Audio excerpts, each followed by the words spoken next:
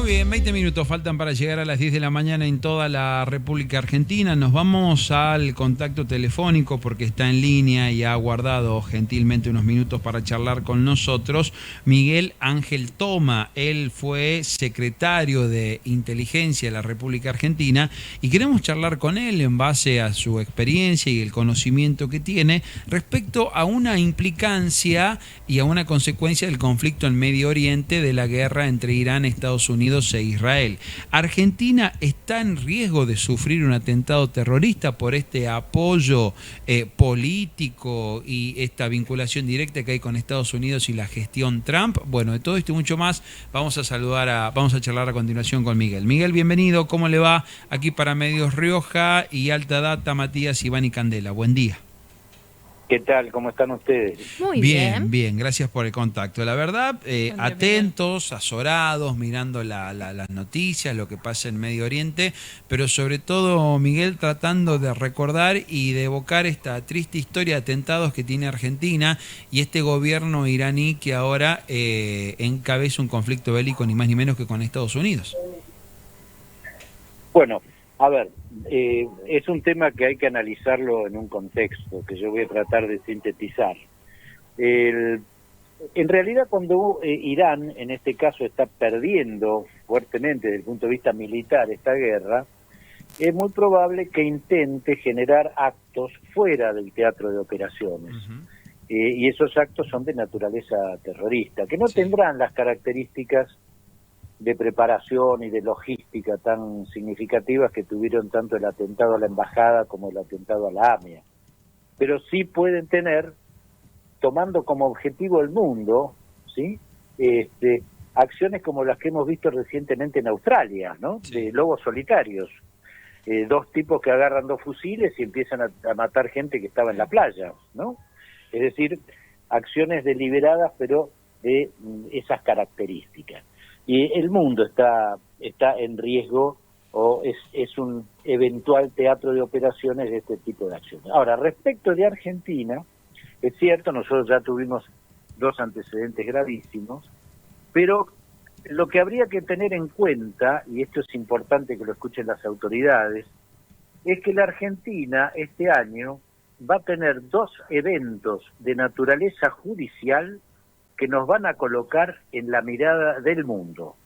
Concretamente, la Argentina va a desarrollar dos juicios, orales y públicos.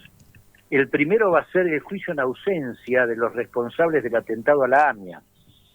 O sea, la cúpula del poder iraní en su momento, entre otros el ayatollah Jamenei, que evidentemente, bueno, ha sido ya neutralizado, pero entre otros va a estar en el banquillo de los acusados en ausencia Ahmed Vahidi. Ahmed Vahidi, que fue coordinador del ataque a la AMIA, en aquel momento era miembro de la fuerza Al-Quds, que era el área de operaciones de terrorismo en el extranjero de la Guardia Revolucionaria, y que ahora es el jefe de la Guardia Revolucionaria. Y van a estar también en el banquillo de los acusados 3 miembros del Hezbollah libanés. O sea, se imaginan ustedes que esto va a atraer la atención mundial, también eventualmente de algún accionar violento que quiera sacar rédito de esta situación. Y la segunda cuestión judicial que vamos a tener presente, también vinculada a Medio Oriente, es el juicio por el memorándum con Irán. De manera que estos dos elementos me parece que generan situaciones que nos colocan en un mayor nivel de eventual riesgo o amenaza de que puedan producirse acciones de esta naturaleza. No sé si he sido claro. Sí, ahora, sí. Y la pregunta que nos viene a continuación, ¿estamos preparados para abordar estos posibles riesgos? ¿Cuál es el análisis que tiene usted con la experiencia que ostenta, Miguel? Bueno, es una pregunta complicada. Una cosa es prevenirlo en términos del accionar de las fuerzas de seguridad. El gobierno ha tomado una decisión acertada, que es elevar el nivel de seguridad a nivel alto, ¿no? Lo cual implica un mayor control de eventuales blancos o objetivos, le hace embajadas, ámbitos comunitarios de la comunidad judía, etcétera. Pero eso no es suficiente.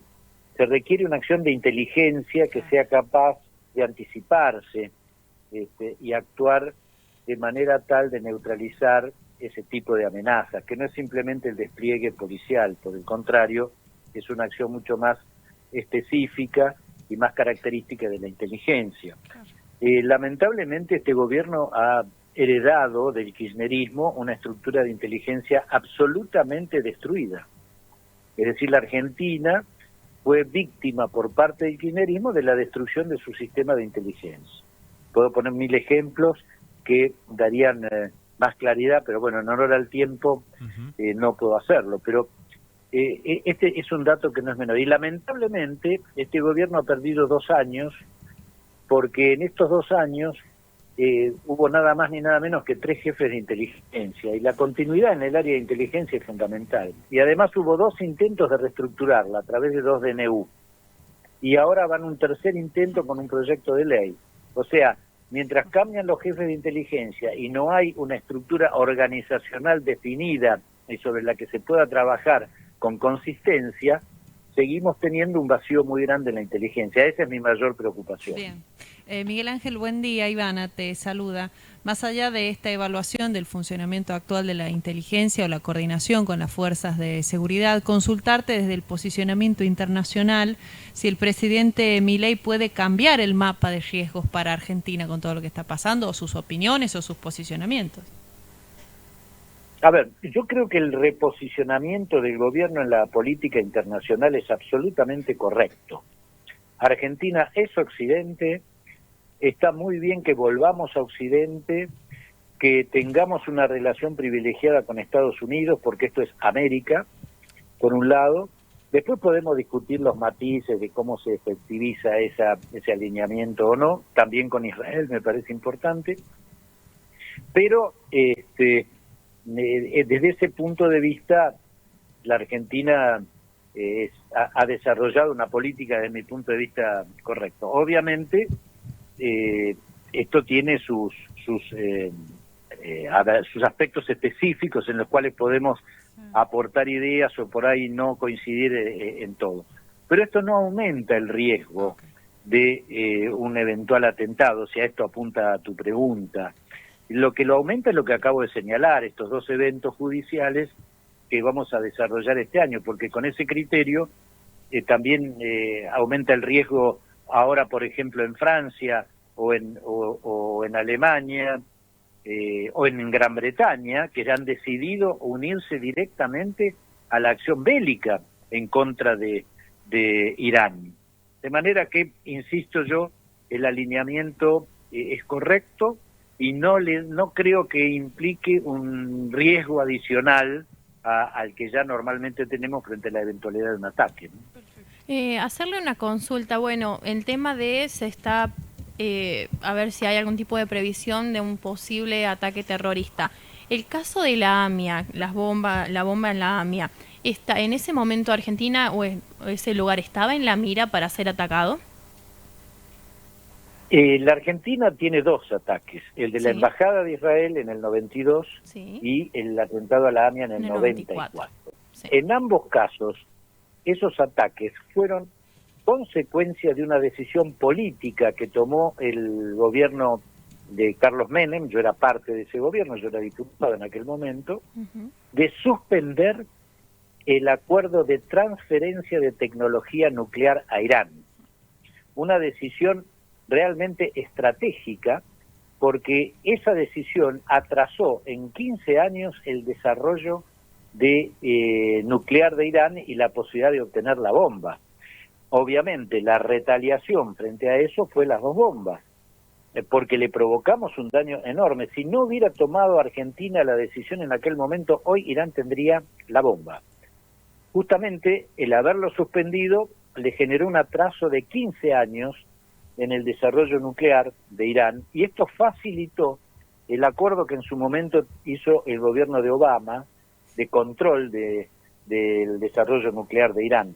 Obviamente Irán, que tiene una larga tradición en vulnerar los acuerdos, siguió secretamente desarrollando eso, pero el daño que le produjimos en términos de la demora de 15 años realmente ha sido significativo, y es lo que permite que hoy esta alianza entre Estados Unidos e Israel y ahora otros miembros de la OTAN estén atacando toda la infraestructura de enriquecimiento de uranio que le iba a permitir a Irán en poco tiempo llegar a obtener la posibilidad de una bomba, ¿no?